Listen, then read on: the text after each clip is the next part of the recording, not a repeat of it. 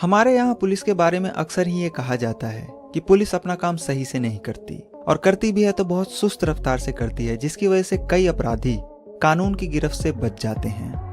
मगर वहीं दूसरी तरफ कुछ केस ऐसे भी होते हैं जिसमें कि पुलिस अपना काम पूरी ईमानदारी से करती है। और आज की कहानी भी एक ऐसी ही कहानी है जिसमें कि ना तो कोई गवाह था और ना ही कोई सबूत, मगर बावजूद इसके पुलिस ने जिस तरीके से इस केस की एक एक कड़ी को जोड़ा और सिर्फ 3 दिन के अंदर केस को सुलझाया, वो अपने आप में पुलिस इन्वेस्टिगेशन की एक मिसाल है।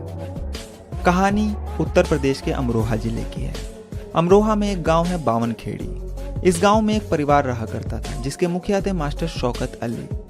मास्टर शौकत अली के अलावा उस परिवार में 7 और लोग रहते थे, जिनमें से एक थी उनकी पत्नी हाशमी, बड़ा बेटा अनीस, बहू अंजुम, इन दोनों का एक 10 महीने का बेटा अर्श, इसके अलावा छोटा बेटा राशिद, इकलौती बेटी शबनम और एक भांजी राबिया भी उन्हीं के साथ रहा करती थी।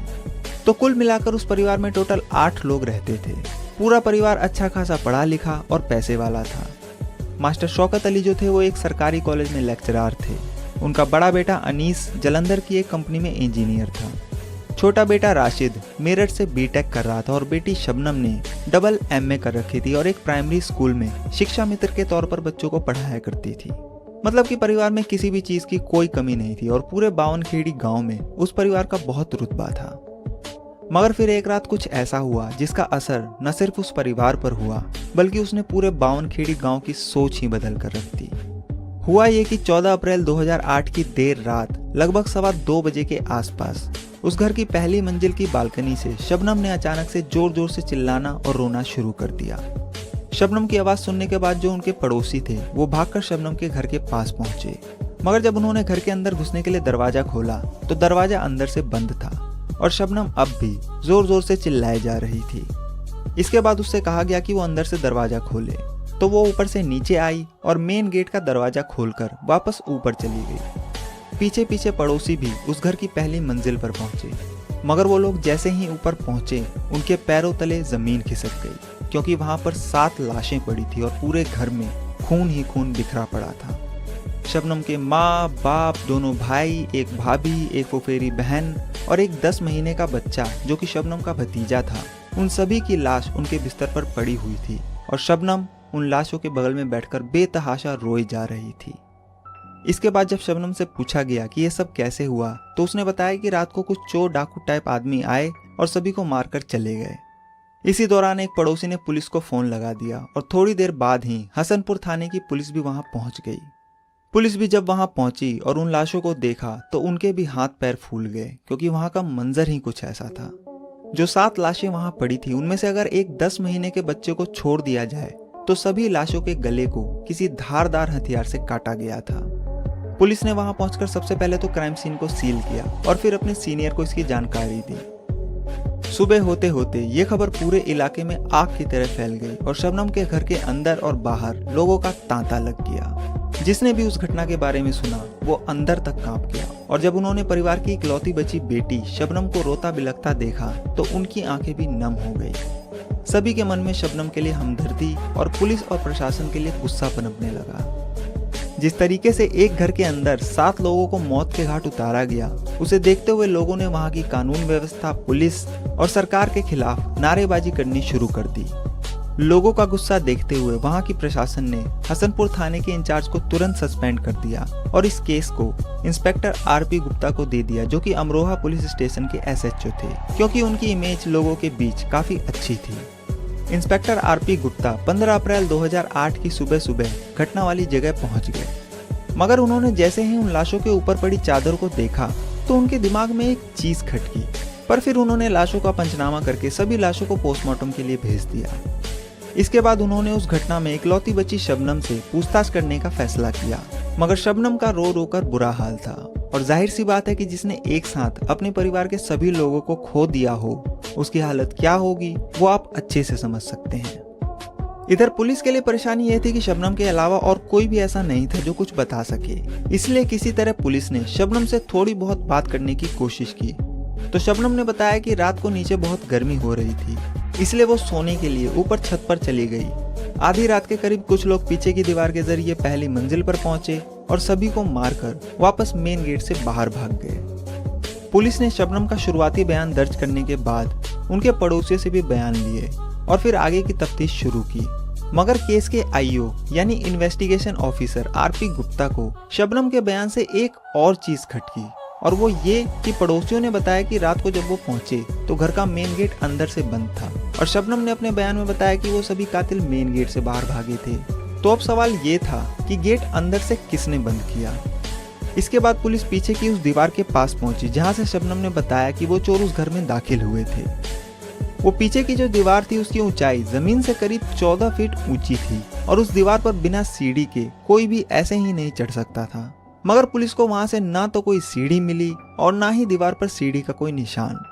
इसके अलावा शबनम ने बताया था कि उस रात बहुत ज्यादा गर्मी होने की वजह से वो ऊपर छत पर सोने चली गई थी, जबकि उसके घर में पंखा भी था और इन्वर्टर भी। और जब पुलिस जांच के लिए उस घर की छत पर पहुंची तो उन्हें छत पर कोई बिस्तर वगैरह नहीं मिला। इसी दौरान पोस्टमार्टम की रिपोर्ट भी आ गई, और पोस्टमार्टम रिपोर्ट से पता चला कि मरने से पहले किसी भी इंसान ने कोई हाथापाई नहीं की थी। और सबसे हैरान करने वाली जो रिपोर्ट आई वो ये थी कि 10 महीने के बच्चे को छोड़कर सभी 6 लोगों को मरने से पहले किसी तरह की कोई नशीली चीज दी गई थी, क्योंकि उन सभी 6 लोगों के पेट में सूजन मिली थी और पेट के अंदर की स्किन भी लाल पड़ गई थी।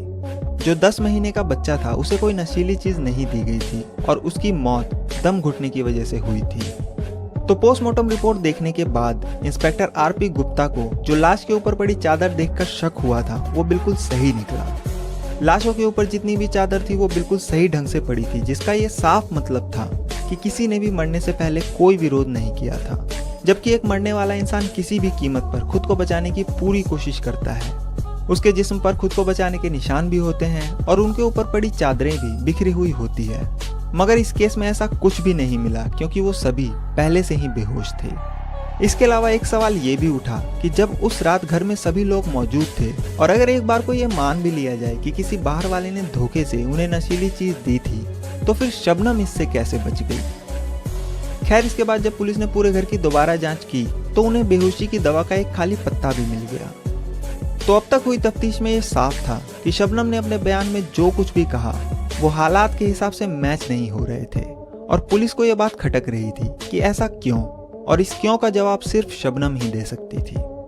पुलिस चाहती थी कि शबनम से अच्छे से पूछताछ की जाए, मगर पुलिस की दिक्कत ये थी कि वो शबनम के साथ कड़ाई से बात नहीं कर सकती थी, क्योंकि अगर पुलिस ऐसा करती तो हो सकता था कि वहां का माहौल और बिगड़ जाए। पुलिस ने 1-2 बार शबनम से बात करने की कोशिश भी की, पर शबनम के साथ मौजूद लोगों ने इसका विरोध किया, इसलिए पुलिस भी थोड़ा माहौल शांत होने का इंतजार करने लगी। इसी बीच हुआ यह कि बहुत ज्यादा रोने धोने की वजह से शबनम की तबीयत अचानक से बिगड़ गई, इसलिए डॉक्टर को उसका चेकअप करने के लिए बुलाया गया। और जब डॉक्टर ने शबनम का चेकअप किया तो एक नई चीज सामने आई। पता चला कि शबनम प्रेग्नेंट है और उसकी कोख में 7 हफ्ते का बच्चा पल रहा है।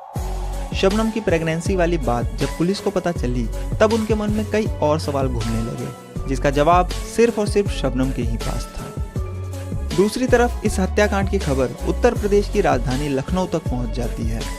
उस वक्त उत्तर प्रदेश की जो मुख्यमंत्री थी वो थी मायावती, और जब उन्हें इस हत्याकांड के बारे में पता चला तो घटना के तीसरे दिन यानी 17 अप्रैल 2008 को मुख्यमंत्री मायावती खुद दौरा करने बावनखेड़ी गांव पहुंची और शबनम के घर जाकर उसे दिलासा दिया और इस केस को जल्द से जल्द सुलझाने का वादा किया। अच्छा, मुख्यमंत्री मायावती के बावनखेड़ी गांव पहुंचने से पहले एक और चीज हुई थी, और वो ये थी कि वो चाहती थी कि शबनम को मुआवजे के तौर पर 5 लाख रुपए दिए जाए, क्योंकि शबनम अब उस परिवार में अकेली रह गई थी।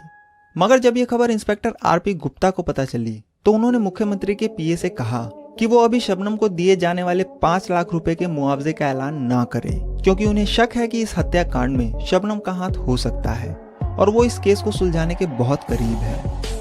इंस्पेक्टर आरपी गुप्ता की बात सुनने के बाद शबनम को दिए जाने वाले मुआवजे को अगले कुछ दिनों के लिए टाल दिया गया और ये फैसला किया गया कि जब ये केस सुलझ जाएगा उसके बाद ही शबनम को मुआवजा दिया जाएगा।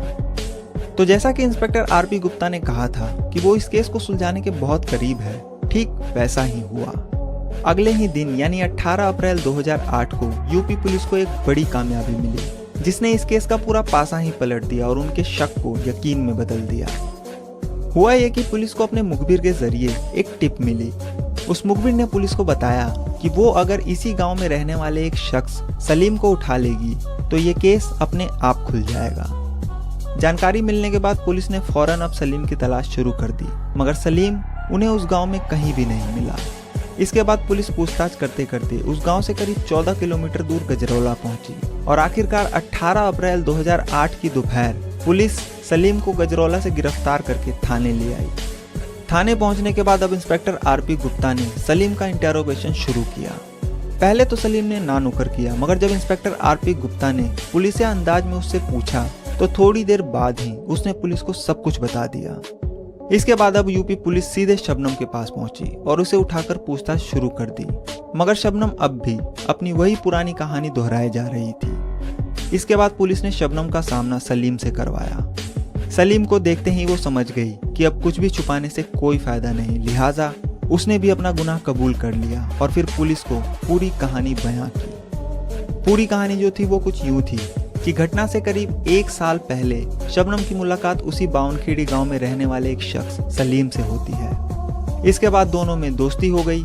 धीरे धीरे ये दोस्ती प्यार में बदल गई और फिर इन दोनों ने एक दूसरे से शादी करने का फैसला कर लिया। मगर जब शबनम ने ये शादी वाली बात अपने घर में बताई तो उसके घर वालों ने साफ इनकार कर दिया, क्योंकि शबनम और सलीम के बीच जमीन आसमान का फर्क था।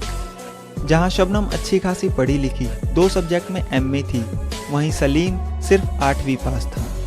एक तरफ जहां शबनम का परिवार ठीक ठाक पैसे वाला और पूरे गांव में अच्छा रुतबा रखने वाला था, वहीं दूसरी तरफ सलीम एक छोटा मोटा बढ़ई का काम करता था। इसलिए शबनम के परिवार वाले इस रिश्ते के लिए बिल्कुल भी राजी नहीं हुए। मगर शबनम ने अपने घर वालों के मना करने के बावजूद भी सलीम से अपने रिश्ते कायम रखे और अपने रिश्ते को परवान चढ़ाती गई। इसी दौरान एक दिन शबनम को पता चलता है कि वो प्रेग्नेंट है। इसके बाद उसने फिर से अपने घर वालों को मनाने की खूब कोशिश की, पर वो नहीं माने। मगर शबनम ये ठान चुकी थी कि वो शादी करेगी तो सलीम से ही। अब यहाँ वो दोनों अगर चाहते तो घर से भागकर भी शादी कर सकते थे और अपनी एक अलग दुनिया बना सकते थे। मगर उसमें परेशानी ये थी कि अगर वो घर से भागते तो शायद उन्हें दर दर की ठोकरें खानी पड़ती और हो सकता था कि उनके खाने के भी लाले पड़ जाते। इसी उधेड़ बुन में शबनम ने एक दिन सोचा कि क्यों न वो अपने घर वालों को ही रास्ते से हटा दे। उसके बाद ना तो उसे कोई रोकने टोकने वाला होगा और वो पूरी प्रॉपर्टी की मालिक भी बन जाएगी। इसी के बाद शबनम ने अपने ही परिवार के सभी लोगों को खत्म करने की साजिश रची और अपने प्लान में सलीम को भी शामिल कर लिया। अब शबनम ने अपने परिवार को खत्म करने का फैसला तो कर लिया, मगर यहाँ दिक्कत ये थी कि वो 2 लोग मिलकर घर के 6 लोगों पर काबू नहीं पा सकते थे। इसलिए ये तय हुआ कि उन्हें मारने से पहले किसी तरह बेहोश कर दिया जाए ताकि वो आसानी से अपना काम कर सके। 14 अप्रैल 2008 की सुबह प्लान के तहत सलीम बेहोशी की दवा लेने के लिए अपने गांव बावनखेड़ी से करीब 38 किलोमीटर दूर पागबड़ा पहुंचता है। वो अपने गांव से ये दवाई इसलिए नहीं खरीदता ताकि किसी को कोई शक ना हो, और आपको तो पता ही है कि गांव में हर कोई एक दूसरे को जानता है। तो सलीम पागबड़ा पहुंचकर वहां के एक मेडिकल स्टोर से बेहोशी की 10 गोलियां खरीदता है और फिर उस दवा को लाकर शबनम को दे देता है। इधर होता यह है कि शबनम के दोनों भाई अनीस और राशिद, जो कि छुट्टी लेकर घर आए हुए थे, वो दोनों भाई एक साथ 14 अप्रैल 2008 को ही घर से वापसी के लिए निकल जाते हैं। बड़े भाई अनीस को वापस जालंधर जाना था और छोटे भाई को मेरठ। जब ये बात शबनम को पता चली तो वो सोचती है कि अगर उसके दोनों भाई चले गए तो उनका प्लान फेल हो जाएगा, क्योंकि अगर उसके परिवार में कोई एक भी जिंदा बच गया तो प्रॉपर्टी उसके हाथ से निकल जाएगी। इसलिए वो अपने भाइयों को कॉल करती है और तब तक उसके दोनों भाई गजरौला तक पहुंच गए थे। इसके बाद शबनम अपने भाइयों को किसी काम का बहाना करके गजरौला से वापस बुला लेती है और कहती है कि वो आज की बजाय कल चले जाएं। बहन की बात सुनने के बाद दोनों भाई भी वापस आ जाते हैं। इसके बाद आती है 14 अप्रैल 2008 की रात, और ये वो रात थी जिसे कि न सिर्फ बावनखेड़ी गांव बल्कि पूरे अमरोहा के लोग आज तक भुला नहीं पाए। 14 अप्रैल की रात जब शबनम के घर वालों ने रात का खाना वगैरह खा लिया तो शबनम ने सभी के लिए चाय बनाई और उस चाय में बेहोशी की गोली मिला दी। इसके बाद शबनम ने वो नशीली चाय अपने 10 महीने के भतीजे को छोड़कर सभी को दी, क्योंकि जाहिर सी बात है कि 10 महीने का बच्चा चाय तो पिएगा नहीं। इस बीच शबनम की सलीम के साथ फोन पर लगातार बातचीत चल रही थी, और जब चाय पीने के बाद सभी लोग अपने बिस्तर पर बेहोश हो गए तो शबनम ने सलीम से कहा कि अब तुम आ जाओ। इसके बाद सलीम आधी रात गए शबनम के घर पहुंचता है और वो अपने साथ एक कुल्हाड़ी भी लाया था। इसके बाद शबनम ने एक एक कर अपने माँ बाप, दोनों भाई, भाभी और फुफेरी बहन का सर पकड़ा और सलीम ने कुल्हाड़ी से सभी की गर्दन काट दी। लास्ट में बचा शबनम का 10 महीने का भतीजा, जिसे कि कुल्हाड़ी से तो नहीं काटा गया, मगर शबनम के कहने पर सलीम ने उसका गला दबाकर उसे भी शांत कर दिया। इसके बाद दोनों ने अपने हाथ पैर धोए और शबनम ने सलीम को वहां से बाहर भेजकर घर का दरवाजा अंदर से बंद कर लिया। बाहर आने के बाद सलीम ने उस कुल्हाड़ी को एक तालाब में फेंक दिया और फिर अपने घर वापस चला गया। इधर शबनम सलीम को छोड़ने के बाद वापस ऊपर गई और अपने कपड़े बदलने लगी, क्योंकि उसके कपड़ों पर खून की छींटें पड़ गई थी। तभी उसने एक बच्चे के रोने की आवाज सुनी और जब उसने चेक किया तो पता चला कि उसका 10 महीने का भतीजा अभी भी जिंदा है और जोर जोर से रो रहा है। दरअसल जब सलीम ने उस बच्चे का गला दबाया था तो वो सिर्फ बेहोश हुआ था और उन्हें लगा कि वो मर गया। तो जब शबनम ने देखा कि उसका भतीजा अभी भी जिंदा है, उसने फौरन सलीम को फोन मिलाया और उसे वापस आकर बच्चे को फिर से मारने के लिए कहा, मगर सलीम ने वहां दोबारा आने के लिए साफ मना कर दिया और शबनम से कहा कि अब जो करना है वो तुम ही करो। इसके बाद शबनम ने खुद अपने हाथों से अपने 10 महीने के मासूम भतीजे का गला दबाकर मार डाला और जब ये तसल्ली हो गई कि घर के सभी लोग मर चुके हैं, तब रात 2:15 बजे के करीब वो अपनी बालकनी में आई और रोना पीटना शुरू कर दिया। और इसके बाद क्या हुआ वो मैंने आपको पहले ही बता दिया। यूपी पुलिस ने शबनम और सलीम का कबूलनामा दर्ज करने के बाद अगले दिन यानी 19 अप्रैल 2008 को दोनों को ऑफिशियली गिरफ्तार कर लिया। अब पुलिस ने दोनों के कबूलनामे के बाद उन्हें गिरफ्तार तो कर लिया था, पर अभी पुलिस के लिए जो सबसे जरूरी चीज थी वो था सबूत इकट्ठा करना, क्योंकि पुलिस के सामने दिया गया कोई भी बयान कोर्ट में मान्य नहीं होता। इसलिए पुलिस ने सबसे पहले सलीम की निशानदेही पर तालाब से वो कुल्हाड़ी बरामद की। उसके बाद सलीम का मोबाइल और उसके खून से सने कपड़े भी सबूत के तौर पर अपने कब्जे में लिए। पुलिस ने शबनम के घर से भी उसका मोबाइल और उसके कपड़े बरामद किए जिसपे खून की छींटें थी। इसके अलावा पुलिस ने शबनम के घर से एक दूसरा सिम कार्ड भी बरामद किया। दरअसल शबनम और सलीम जो है वो एक अलग नंबर से बात किया करते थे, जिसका पता इन दोनों के अलावा और किसी भी तीसरे इंसान को नहीं था। और जब पुलिस को शबनम के घर से एक दूसरी सिम मिली तो पुलिस ने उसकी कॉल डिटेल्स निकलवाई। उस कॉल डिटेल से पता चला कि 14 अप्रैल 2008 को जिस रात ये घटना हुई, उसकी शाम 7:30 बजे से लेकर रात 2:09 तक ये दोनों एक दूसरे से लगातार बातें कर रहे थे और इस बीच इन दोनों ने एक दूसरे को 52 बार कॉल किया था।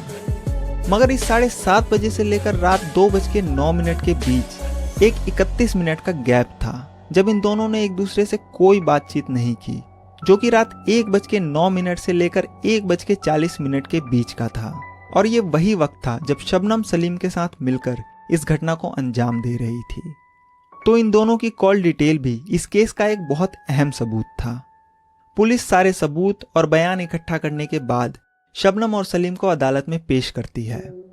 अमरोहा की जिला अदालत सारे सबूत और बयानों को सुनने के बाद जुलाई 2010 में इसे rarest of the rare case मानती है और शबनम और सलीम को फांसी की सजा सुनाती है। इसके अलावा जिस तरीके से पुलिस ने इस केस को सुलझाया उसके लिए कोर्ट पुलिस की तारीफ भी करती है, जो कि बहुत ही कम देखने को मिलता है। अच्छा, इससे पहले एक और चीज होती है। शबनम इस वारदात के 8 महीने बाद दिसंबर 2008 में जेल के अंदर ही एक लड़के को जन्म देती है, क्योंकि जब वो गिरफ्तार हुई थी तब वो प्रेग्नेंट थी और जेल के कानून के हिसाब से जब तक कि बच्चा 6 साल का नहीं हो जाता तब तक वो अपनी माँ के साथ जेल में ही रहता है।